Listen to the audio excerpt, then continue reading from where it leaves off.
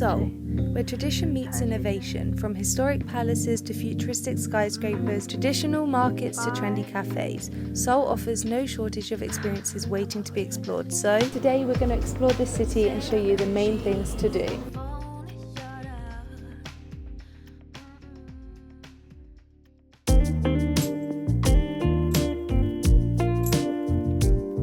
Alright guys, so we have arrived at our first stop, which is here at Starfield Co-X Mall here in Gangnam. It's really modern, it's really clean, but we're not here for the mall, we are here for the famous library. So what are we waiting for? Let's go! You're so beautiful girl.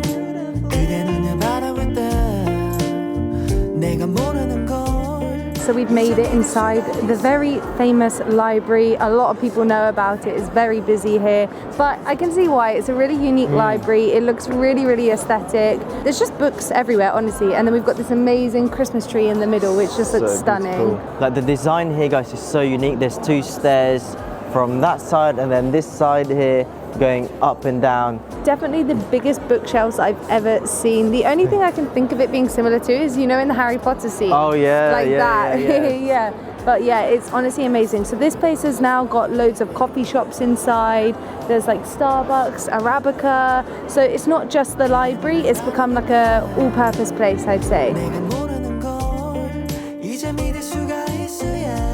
So you get the natural daylight as well as the sunlight shining through the library. It's just so bright and really like natural in here, you know? You don't need any lights at all. Alright guys, so we are now leaving the place. We're planning to go to Arabica, however the queue was super long and we're quite short on time today as we've got a few more activities to do.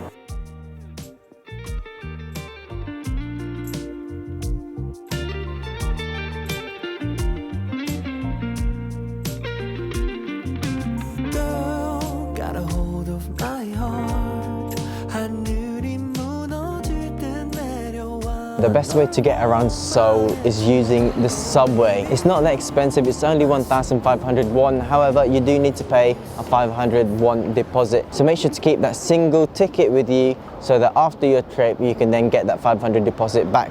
But anyway, let's go to Bukchon Hanok Village. Let's go!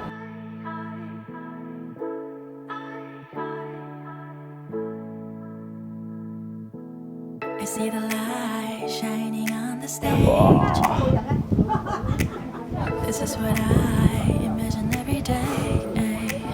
So nice.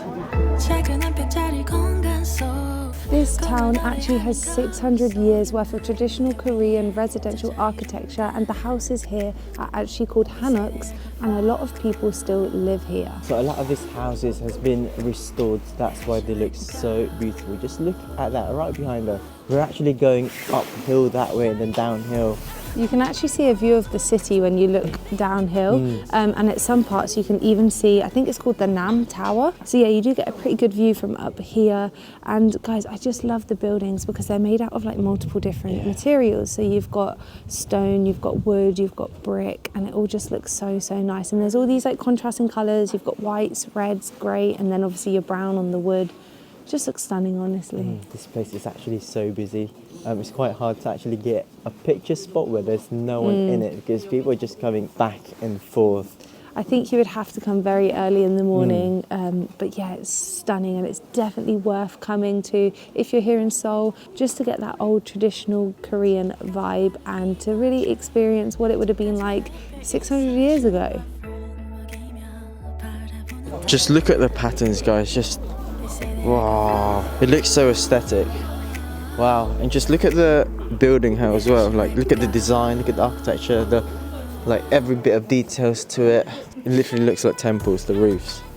Wow, just so beautiful. As this is a residential area, we need to keep it down a little bit and respect the people who live here. Yeah, there are signs scattered around saying to keep your voices down, no littering, and no sort of like secret photography. I think they're just trying to keep that traditional, normal residential village vibe to it.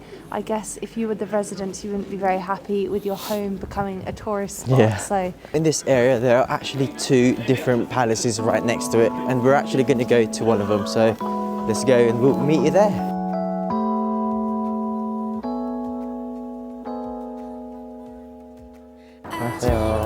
One chocolate waffle.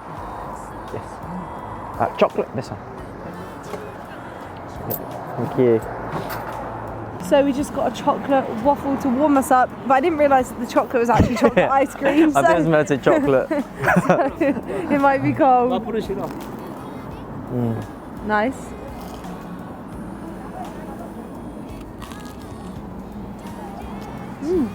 Oh God. It's so cold right now, guys. The ice cream's not that cold though. Thank God. Just walking around Korea is just so nice. Like there's literally no litter. All the roads clean, even the train is clean, inside the train is clean. I have noticed though, in the evenings, you do start to see loads of bin bags piling up, especially near the traffic lights. But then by the morning, they're all It's gone. all gone. So I think it's kind of like a thing here in Korea that you like leave your rubbish bags outside and they get collected by the morning.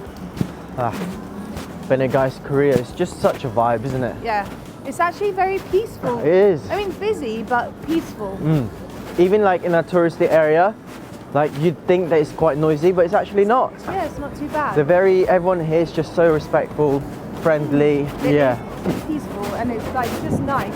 Everywhere looks nice, and I think because it's autumn as well, although a lot of the leaves have fallen off, all along the ground you've got them yellowy, greeny, orangey leaves.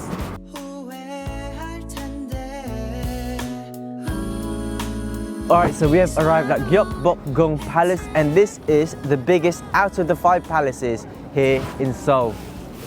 Just look at that, it's so beautiful. Wow, let's go in, tra tra.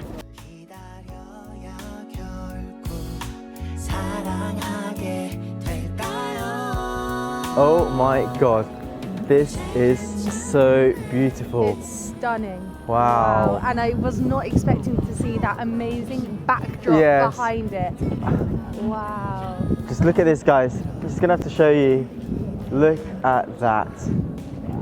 Oh my God. Just from the entrance itself as well, guys, like the details on the gate is just on point. Oh my days. It's so grand. Oh, but anyway, we only got 10 minutes here as we came a bit late, as we've got told that it closes at 5. However, online it says it closes at 6 p.m. But we can actually see a little bit of the sunset right at the background there. But yeah, it's still so beautiful. So the ticket gate is now closed, and all the doors for the entrance to the actual palace is also closed. So I think we're gonna have to come back here tomorrow, and we're probably gonna see you then. The next morning.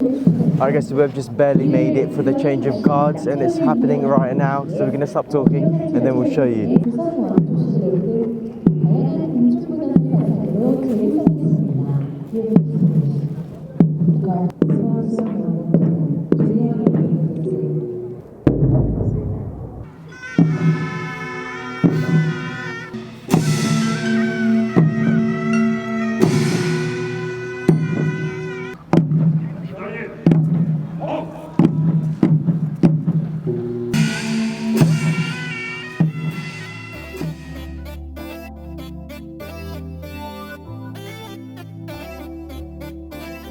Oh my God, what an amazing experience that was. Yeah, this is a must do if you're here in Seoul, and for us it's quite cool to see because we also have the change of the guard in London, and it's quite cool to see the similarities and differences. So they both have, you know, the parade and things, but this one is a lot more colourful, and it's a lot more like, I guess for us, because we're not used to the Korean tradition, it's a lot more interesting. But yeah, it was really, really cool. I loved it. And it's very unique, guys. Like just the way they do the drums, they do the music, the cylinders. Yeah, and they've got all like the flags flying. Oh yeah, it's really good. And throughout the ceremony, there's announcements which are kind of explaining what's going on and what is happening. And they do it in different languages, guys, from Chinese to English to Korean, and I don't know what other languages they were saying, but there were a lot. So this happens every single day except Tuesdays at 10 a.m. and 2 p.m. and the ceremony lasts for 20 minutes, although ours started 5 minutes early. So watch out for that and maybe come a little bit earlier, just so you don't miss the beginning. It does get a little bit busy, guys, so make sure to come early to get a good spot and a good view of the ceremony. So the guards are wearing traditional outfits, and they are actually in the colours of the primary colours. And they also have cool weapons such as shields and blades. Like huge blades, guys. Yeah, like big swords. Even their shields had like really cool patterns on. It was really colourful. It's just very unique. Yeah. Like, I just love Korea.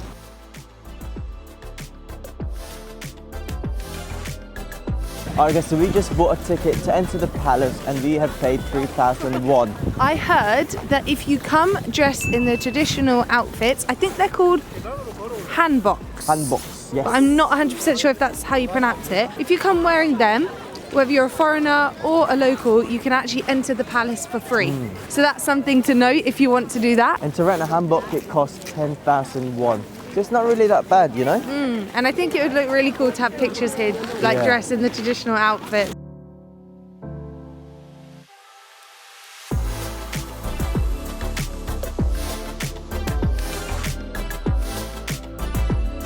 Guys, the architecture is just mental. It's so beautiful. Like every detail is just on point. It's so colourful. It's bright. Yeah. Oh my god. I love how colourful and vibrant it is. It is, yeah. And just the tiny little details. It's so fine. Pretty patterns as well. It's so intricate. Wow. Wow. Like, guys, just look at this. You can see like Whoa. a pagoda in the background as well. Oh, Do you call it a pagoda here as well? I know in Japan that would be called a pagoda, but I'm not sure if you call it the same thing here or not. leave a comment down below, guys. Yeah. So this palace right here is the largest and most striking out of the 5 grand palaces built during the Joseon dynasty. So inside the palace grounds, you actually get quite the contrast in views. If you look one way, you can see these huge mountains, hills and cliffs, and it just looks stunning as a backdrop behind the palace. And then you look back the other way towards the gate and you just get this huge city view full of skyscrapers. So there's quite the contrast. One way is filled with nature and the other is filled with, you know, business and finance. But yeah, amazing to see both that contrast with this amazing palace smack bang in the middle of the city. Guys, even the rocks, the details on the rocks is just insane. Like, just look at this one here. Oh my god. Wow. But like everything's engraved with like such fine details. Oh, just like the inside of the palace as well. Oh my god, it's just so beautiful. But anyway, I think we're gonna head over now. So we'll see you then.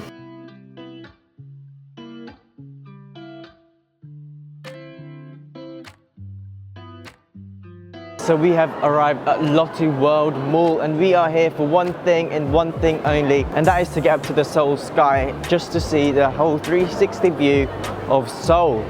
But anyway, we are hungry, we haven't had breakfast. It's currently midday, so let's eat. Tara tara, kain na, kain na.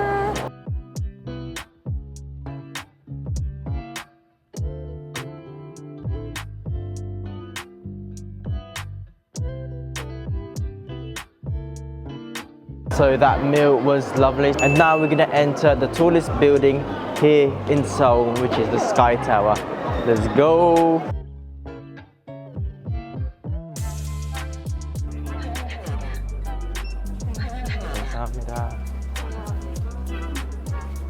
Oh.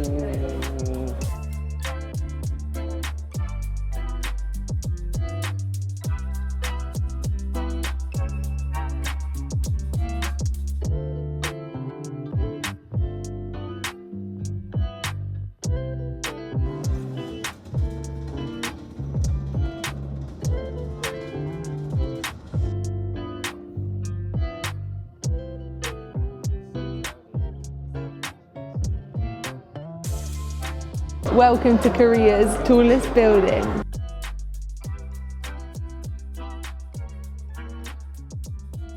Wow. So this is actually the 5th tallest building in the world, and it has won quite a lot of Guinness World Records, one of them being the quickest elevator, and it was quick. I think they said something like you go 10 meters every second. Imagine that. Mental. And my ears did pop. We're currently on the 117th floor, but then we kind of went up an escalator, so I guess we're on the 118th. 118th, but then again you can even go higher to have a nice cup of coffee as well as some ice cream with an amazing view of the whole of Seoul. There's also like a bridge that you can walk out across. I'm not sure how much that is, but that does look pretty cool. Kind of scary though, like you get all strapped in and you can walk along, but the view is insane. You get 360-degree views of the whole of Seoul, and I highly recommend this just to really feel and see the city for what it is. It literally took us over an hour just to get up here because we were literally just queuing up for ages. Yeah. Thing is, like when you get your ticket, time allocated, you can literally just turn up whenever you want. It was line after line after line. Like every time you finish one line, you just got moved into a different line. So it did take a very long time. You have to go through security and things like that. And I was not expecting it to take over an hour. But the view is insane, guys. Especially at this time, like you can actually see the sun slowly going down. Yeah, I recommend coming for sunset for sure. We actually booked this activity with Klook. It's super easy and simple. All they have to do is just scan our barcode and then up we go. You can use our code for some discount off on a variety of activities, so make sure to check that out. But anyway, let's enjoy this view and maybe we might get a coffee.